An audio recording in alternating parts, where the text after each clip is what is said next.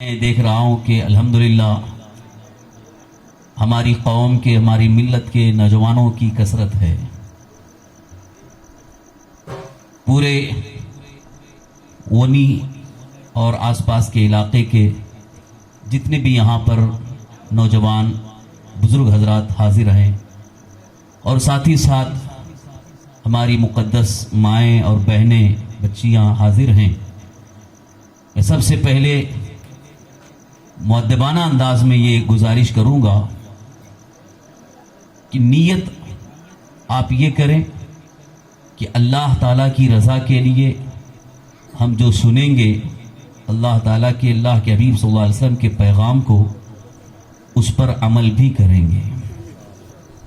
नीयत आपकी है तो इंशाअल्लाह नीयत के मुताबिक सवाब भी आपको हासिल होगा, क्योंकि उलमा इकराम से आपने बारहा सुना होगा,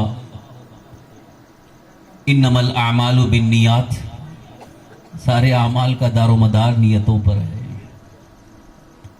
और साथ ही साथ अल्लाह के हबीब सरवर कायनात सल्लल्लाहु अलैहि वसल्लम का फरमान भी है, नियतुल मुमिनी खैरु मिन अमलिही, मोमिन की नीयत उसके अमल से भी बेहतर है।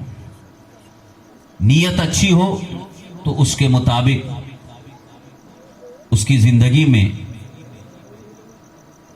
बहार आती है, खुशियाँ आती हैं और उसी नीयत खैर के मुताबिक अल्लाह तबारक ताला उसके लिए बड़ी ही आसानियाँ अता फरमाता है। हालात हाजरा के पेश नज़र कुछ मामलात को हम और आप देख रहे हैं। ख़ास तौर पर दानिश्वर तबका, पढ़े लिखे इंसान इस बात को महसूस कर रहे हैं कि दिन ब दिन हालात में कुछ तब्दीलियां आ रही हैं, और वो भी ऐसी खतरनाक तब्दीलियां कि जिनके मुतालिक कभी सोच भी नहीं सकते थे। इस तरह की तब्दीलियां नजर आ रही हैं। अगर उन तब्दीलियों का तबसरा, उनका एक मुख्तसर जायजा लिया जाए तो पहली बात तो यह है कि कभी आपने इस तरह की कोई बीमारी का नाम न सुना था, लेकिन बीमारी इस कदर लोगों के ज़हन दिमाग पर छा गई कि बड़े बड़े डॉक्टर हैरान हैं और उसी बीमारी के ख्याल से वो अपने आप को चेंज कर रहे हैं। कभी एक मर्द को चेहरा छुपाने का हुक्म नहीं दिया गया था, लेकिन एक बड़ी तब्दीली नजर आ रही है कि चेहरा छुपाया जाए, यानी मास्क लाजिम कर दिया गया। इस्लाम ने तो खवातीन को ये ताकीद फरमाई थी कि चेहरा छुपाए, लेकिन कुछ खवातीन ने जब एहतजाज किया कि हम चेहरा नहीं छुपाएंगे तो अल्लाह ताला की तरफ से एक इस तरह से सूरत पैदा हो गई कि अब उन्हें भी चेहरा छुपाना मजबूर हो गई। बहरहाल तब्दीलियां बहुत आ रही हैं और कई किस्म की तब्दीलियां। माशी तब्दीली यह है कि अच्छे अच्छे हालात जिनके थे उनके हालात बिगड़ते नजर आ रहे हैं। ये एक बड़ी खतरनाक तब्दीली है। खास तौर पर अपनी कौम के अहले सरवत, अहले दौलत, उनके कारोबार में, उनकी तिजारत में काफ़ी फ़र्क आ गया है, जो कि आम तौर पर इसको जिक्र भी किया जा रहा है। और एक तब्दीली तालीम के मुतालिक, तालीम का बड़ा ही ख़तरनाक नुकसान हुआ है, चाहे वो स्कूल्स कॉलेजेस की तालीम हो या मदारिस इस्लामिया की तालीम हो। तालीम का बहुत बड़ा नुकसान हुआ। अब एक बड़ी तब्दीली ये नजर आ रही है कि बगैर पढ़े भी आप पास हो सकते हैं। इम्तिहान में खाली देख करके आपको सिर्फ टिक करना है, पास हो जाना है। अब आप मुझे बताइए, इस तरह के जो बच्चे आगे बढ़ करके वो क्या कर सकते हैं, उनके अंदर कितनी सलाहियत हो सकती है, अब आप खुद ही इसका अंदाजा लगा सकते हैं। ये भी एक खतरनाक तब्दीली है। اسی طرح سے نظریات میں تبدیلی، فکر میں تبدیلی. پہلے انسان سے ملنے کی کوشش کرتا تھا، لیکن اب نظریات میں اتنی تبدیلی آ گئی ہے کہ ایک انسان سے ملنا نہیں چاہتا، تعلقات کو ختم کرنا چاہتا ہے. عالم یہ ہے کہ ایک بیٹا اپنے باپ کی لاش کو ہاتھ لگانے کے لیے تیار نہیں ہے. ایک بیٹا اپنی انتقال شدہ ماں کی لاش کو ہاتھ لگانے کے لیے تیار نہیں ہے. وجہ کیا ہے؟ اس لیے کہ ایک ذہن میں ایک بات بیٹھی ہے کہ یہ جس مرض میں مبتلا ہو کر انتقال کر گئے، ان کو ہاتھ لگائیں گے تو ہم بھی افیکٹڈ ہو جائیں گے، ہم بھی متاثر ہو جائیں گے. یہ بھی ذہنی تبدیلی ہے. حالانکہ اس سے بڑی بڑی بیماریاں آ چکی ہیں، لیکن انتقال کے بعد غسل دینے، تکفین و تجہیز و تکفین کے لیے کبھی کسی نے اس طرح کا خیال ذہن میں نہیں لایا تھا. لیکن موجودہ حالات نے اتنا بدل دیا ہے کہ انسان سے دور بھاگ رہا ہے. اور یہی فکری تبدیلی شریعت مطہرہ میں بھی کرنے کی کوشش کی جا رہی ہے کہ اللہ کے حبیب سرور کائنات صلی اللہ تعالی وسلم نے فرمایا، نمازیں پڑھو، جماعت جب قائم ہو تو بالکل ہی مل کر کے ایک دوسرے کے کندھے سے کندھا ملا کر کے کھڑے ہو جاؤ. مگر آج یہ تبدیلی آ گئی کہ اب کندھا ملانا نہیں چاہتے ہیں، بلکہ فاصلہ رکھنا چاہتے ہیں، ڈسٹینسنگ قائم کرنا چاہتے ہیں. اب آپ مجھے بتائیے یہ تبدیلی کیوں ہوئی؟ اس تبدیلی کا اثر یہ ہماری زندگی پر کیوں پڑ رہا ہے؟ بہرحال میں جس عنوان کی طرف آپ کو لے کے چلنا چاہ رہا ہوں، ایک مختصر تمہید کے ذریعے آپ کے ذہن کو قریب کرنا چاہتا ہوں کہ انسان آج کے اس دور میں بہت ساری تبدیلیوں میں بدلتا جا رہا ہے. نظریات بدل رہے ہیں، فکریں بدل رہی ہیں، اور سب سے بڑا ایک خطرناک نقصان یہ ہے کہ مرکز سے، محور سے انسان ہٹ رہا ہے. جس مرکز پر انسان کو اپنی توجہ کو مرکوز کرنا چاہیے تھا، اس مرکز سے انسان ہٹتا جا رہا ہے. اور اس کو جو قرآن مقدس کی روشنی میں عقیدہ، نظریہ اور فکر دی گئی تھی، اس عقیدے اور نظریہ اور فکر سے بھی اپنے آپ کو دور کرتا نظر آ رہا ہے. اور اس میں بھی اس تبدیلی نظر آ رہی ہے. عالم یہ ہے کہ اگر دنیا دار کسی ڈاکٹر نے کہہ دیا تو اس کی بات کو بالکل سر جھکا کر کے تسلیم کر رہے ہیں. اللہ عز و جل اور اس کے حبیب صلی اللہ علیہ وسلم کے فرمان کو تسلیم کرنے کے لیے تیار نہیں ہے. یہ تبدیلی بڑی خطرناک تبدیلی. آج فکری تبدیلی کو ختم کر کے اپنے محور، اپنے مرکز کی طرف اپنی توجہ کو کرنے کی ضرورت ہے. جو اصل عنوان کی طرف میں لے کے چل رہا ہوں، اس لیے کہ اگر ہمارا دل کسی طرف سے مطمئن نہیں ہے، اگر ظاہری حالات کی بنیاد پر ہمارے اندر خوف پیدا ہو چکا ہے، ڈر پیدا ہو چکا ہے، اور اسی خوف اور ڈر کی وجہ سے ہم اپنے مرکز اور اپنے محور سے ہٹ رہے ہیں، تو یہ یقیناً ہماری بہت بڑی بے وقوفی ہوگی، کم عقلی ہوگی. عقل مند انسان وہ ہے جو کبھی مرکز سے ہٹتا نہیں ہے. اور یہ جملہ نوٹ کر لیں، جو چیز اپنے مرکز سے ہٹ جاتی ہے وہ ذلیل و رسوا ہوتی ہے. یہ جملہ نوٹ کر لیں. اس کی ایک مثال میں آپ کے سامنے پیش کروں. درخت میں پتا، جیسے ایک درخت ہے لہلا رہا ہے، پتا درخت سے لگا ہوا ہے، جب تک وہ اپنے مرکز سے لگا ہوا ہے وہ فضا میں لہرا رہا ہے، ہرا بھرا ہے، تر و تازہ بھی ہے. لیکن جیسے ہی وہ اپنے مرکز سے ہٹ جاتا ہے، انسانوں کے پیروں کے نیچے آ جاتا ہے. اسے سارے انسان اپنے چپل کے نیچے رونگتے ہیں. لہذا یہیں سے ہمیں فکر دی جا رہی ہے، اگر مرکز سے ہٹو گے تو یقیناً انسانوں اور خاص طور پر دشمنان اسلام کے قدموں کے نیچے روندے جاؤ. مرکز سے ہٹنے کی ضرورت نہیں ہے. اس لیے کہ اللہ تبارک تعالیٰ نے ہر چیز میں ہمارے لیے ایک عبرت رکھی ہے. یہ درخت کے پتے جو نظر آ رہے ہیں جب تک درخت سے جڑے ہوئے ہیں وہ ہرے بھرے بھی ہیں اور تر و تازہ بھی ہیں. لہذا اسی فکر کو لے کر کے آگے بڑھیں. ہمارا مرکز اللہ کے حبیب سرور کائنات صلی اللہ علیہ وسلم کی ذات مبارکہ ہے. اس لیے کہ اللہ تبارک تعالیٰ نے ساری کائنات کے اندر، پوری دنیا میں، ساری کائنات میں انسانوں کے لیے، جمادات کے لیے، نباتات کے لیے، حیوانات کے لیے، عالم یہ ہے فرشتوں کے لیے بھی ایک مرکز عطا فرمایا. اس مرکز سے جو جڑے رہیں گے یقیناً وہ عزت سے سرفراز کیے جائیں گے. ان کے لیے روزی کا بھی بہتر انتظام ہوگا. ان کے لیے دنیا میں بھی سرخروی ہے. اور جیسے ہی وہ دنیا سے رخصت ہوتے ہیں ان کو بڑی شان کے ساتھ فرشتے اللہ کی بارگاہ میں لے جا رہے ہیں. اور جہاں وہ مرکز سے ہٹ رہے ہیں، جو مرکز سے ہٹا، کبھی وہ ابو جہل بن جاتا ہے، کبھی وہ ابو لہب بن جاتا ہے، کبھی وہ عتبہ بن جاتا ہے، کبھی شیبہ بن جاتا ہے. جو مرکز سے ہٹتا ہے وہ ذلیل و رسوا ہوتا ہے. اسی لیے میرے اعلیٰ حضرت کیوں پکار اٹھے، جو تیرے در سے یار پھرتے ہیں در بدر یوں ہی خار پھرتے ہیں. جو تیرے در سے یار پھرتے ہیں در بدر یوں ہی خار پھرتے ہیں.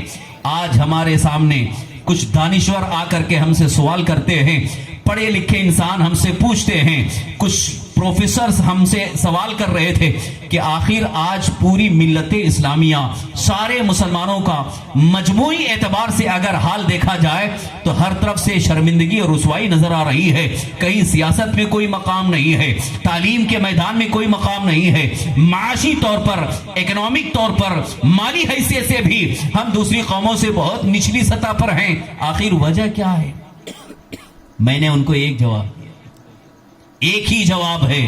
ہو سکتا ہو بہت سارے پڑھے لکھے محققین علماء کے نزدیک اور جوابات ہوں، لیکن جہاں تک میرا مطالعہ کام کر رہا ہے تاریخ اسلامی کی روشنی میں، قرآن و حدیث کی روشنی میں، اگر آپ سارے دور، سارے ادوار کی تاریخ کا مطالعہ کریں تو ہر دور کے اندر یہی چیز نظر آئی ہے کہ جب تک ایک انسان اللہ تبارک تعالیٰ کے حکم کے مطابق مرکز سے جڑا رہتا ہے یقیناً اس کے لیے عزت اور کامیابی عطا کی جاتی ہے اور وہ کامیابی سے سرفراز ہوتا ہے. آئیے ایک مثال آپ کے سامنے پیش کروں جس سے آپ کا دل اور زیادہ مطمئن ہو جائے اور ساتھ ہی ساتھ یہ سن کر کے آپ کو حیرت ہوگی کہ واقعی اتنی اہم چیز آپ عرض کر رہے ہیں. اللہ کے حبیب سرور کائنات صلی اللہ تعالی وسلم کی ذات پاک کس طرح سے مرکز ہے، کس طرح سے محور ہے، ہمیں وہاں سے جڑے رہنا کیوں ضروری ہے. آئیے میں آپ کو تاریخ کے مدینہ کی طرف لے چلوں. مدینہ طیبہ کی سرزمین ہے. اللہ کے حبیب سرور کائنات صلی اللہ تعالی وسلم نے جب اعلان فرما دیا جنگ احد کے لیے، جنگ احد کی تیاری شروع ہوئی. احد کے میدان میں پہنچے اور جیسے ہی احد کے میدان میں پہنچے ادھر کچھ جو منافقین تھے، جو ظاہری طور پر صرف اپنے آپ کو مسلمان ظاہر کر رہے تھے اور وہ بھی ساتھ میں چلے تھے لیکن درمیان میں ہی سے ساتھ چھوڑ کر کے واپس ہو گئے. عبداللہ ابن ابی ابن ابی سلول جو منافقوں کا سردار تھا اس کے ساتھ 300 سے زیادہ منافقین ساتھ چھوڑ کر کے نکل گئے. سرکار دو عالم صلی اللہ علیہ وسلم نے اپنے جانثار صحابہ کرام سے فرمایا ڈرنے کی ضرورت نہیں، تعداد کی کمی سے کچھ نہیں فرق پڑتا ہے، اللہ کی مدد ہمارے ساتھ ہوگی. تعداد کا کم ہو جانا، آج بہت سارے لوگوں کو اس بات کا بھی غم ہوتا ہے کہ ہم تعداد میں کم ہیں، آخر ہمیں کامیابی کہاں سے مل سکتی ہے، ہمیں سرخروئی کیسے مل سکتی ہے، فتح کیسے حاصل ہو سکتی ہے. مدینہ طیبہ کی سرزمین سے نکلنے والے صحابہ کرام جب جنگ احد کے لیے تشریف لے جا رہے ہیں راستے میں ہی 300 سے زیادہ منافقین نے ساتھ چھوڑ دیا، الگ ہو گئے، بھاگ گئے. اور ادھر سرکار دو عالم صلی اللہ علیہ وسلم کے جانثار صحابہ کرام حضور کے حکم اور اشارے پر میدان احد تک پہنچ گئے. اور جب احد کے میدان میں پہنچے دشمنوں کی بڑی زبردست فوج ہے، کفار اور مشرکین کی فوج بڑی زبردست ہے. ادھر سرکار دو عالم صلی اللہ تعالی وسلم نے حضرت عبداللہ ابن جبیر رضی اللہ عنہ کی قیادت میں چند حضرات کو پہاڑ کے ایک درے پر کھڑا کیا اور ان کو حضور نے یہ فرمایا تھا، غور سے سنیے. سرکار دو عالم صلی اللہ علیہ وسلم نے فرمایا، یہ پوری روایت صحیح بخاری شریف جلد ثانی کتاب المغازی میں آپ دیکھ سکتے ہیں. سرکار دو عالم صلی اللہ علیہ وسلم نے ان کو تاکید فرمائی کہ اس مقام سے ہٹنا نہیں، اس مقام سے ہٹنا نہیں۔ اگر تم یہ دیکھو کہ یہاں ہم کو کامیابی یا فتح حاصل ہو چکی ہے تب بھی ہٹنا نہیں، اور اگر دیکھو کہ شکست کھا رہے ہیں تب بھی ہٹنا نہیں، حضور نے تاکید فرمائی۔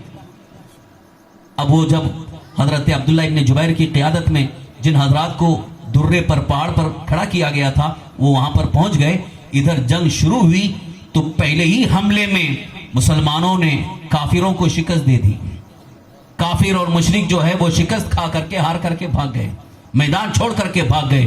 اب ان کا میدان چھوڑ کر کے بھاگنا یہ تو ایک ظاہری طور پر ایک فتح تھی، کامیابی حاصل ہو چکی تھی۔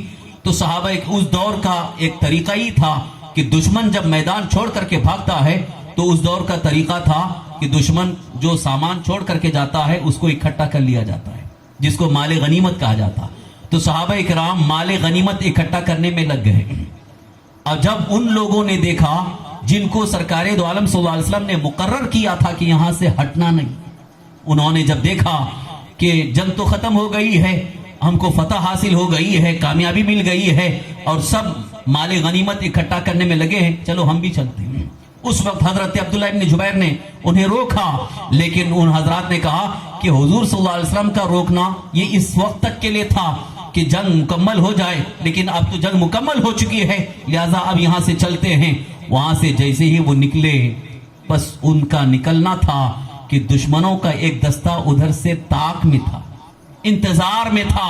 جیسے ہی وہاں سے ہٹے دشمن ادھر ہی سے آ کر کے حملہ آور ہو گئے، اور صحابہ جو مال غنیمت اکٹھا کرنے میں مصروف تھے، اچانک دشمن جب حملہ آور ہوئے تو وہ سنبھل نہیں پائے اور اس کی وجہ سے افراتفری کا ماحول ہو گیا، بھگدڑ مچ گئی، اور اسی وجہ سے 70 صحابہ کرام شہید ہو گئے۔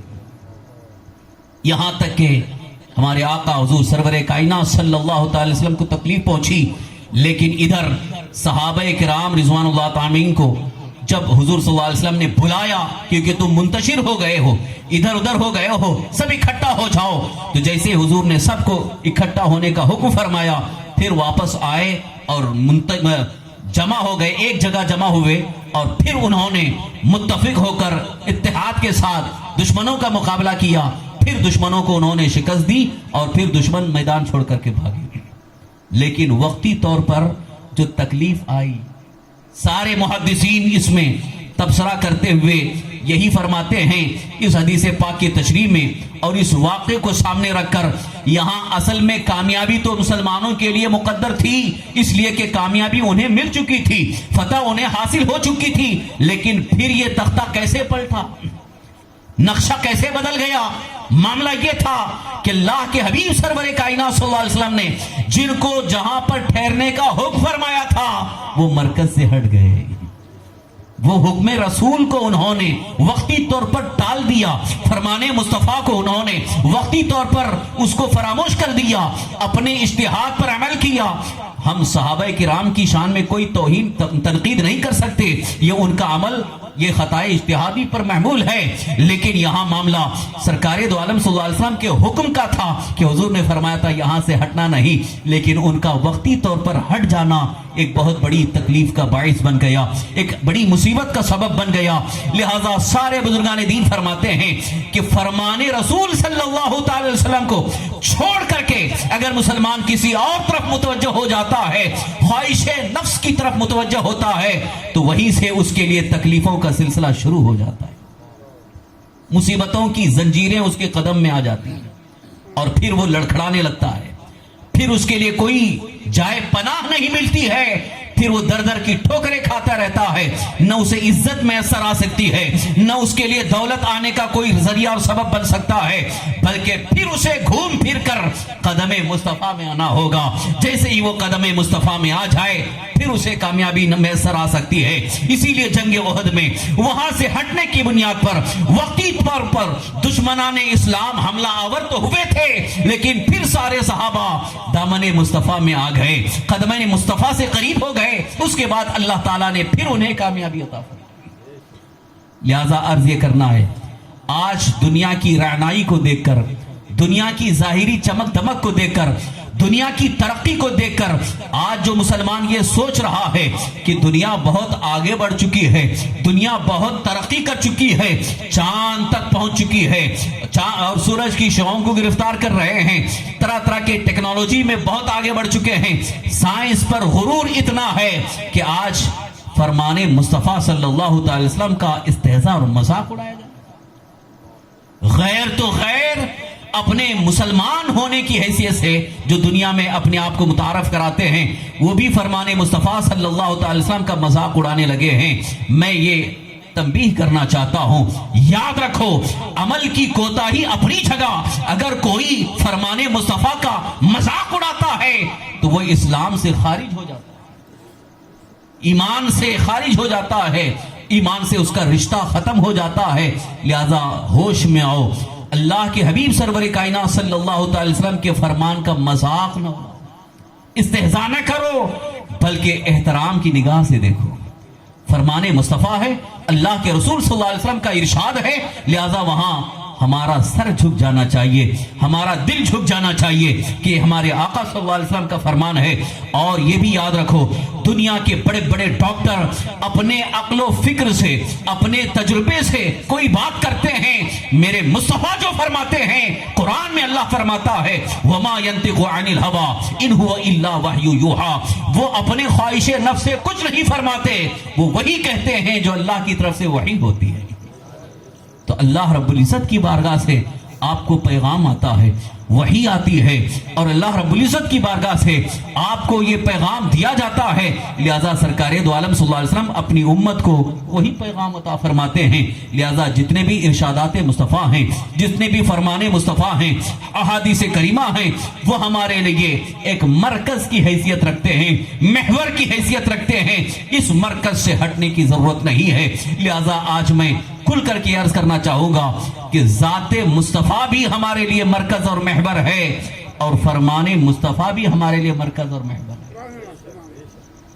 قرآن کریم کے اندر اللہ رب العزت نے اسی لیے ارشاد فرمایا لَقَدْ كَانَ لَكُمْ فِي رَسُولِ اللَّهِ أُسْوَةٌ حَسَنَةٌ۔ ذرا اچھے انداز سے آپ اس کا ترجمہ دیکھ لیں، کنز الایمان اٹھا کر کے دیکھ لیں، اور بڑے بڑے مفسرین کرام نے اس میں بڑی تفسیر میں تباہ آزمائی کی ہے۔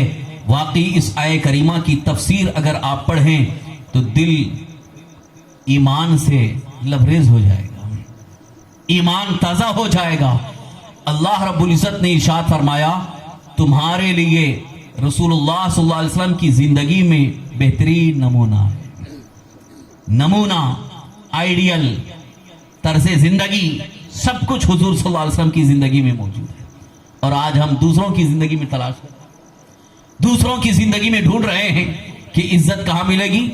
آج کے ہمارے نوجوان ہیرو کی زندگی میں عزت ڈھونڈ رہے ہیں، اور بچیاں، آج کی ہماری لڑکیاں ہیروئن کے طرز عمل اور ان کے انداز حیات، ان کی زندگی کو اپنانے میں عزت سمجھ رہی ہیں۔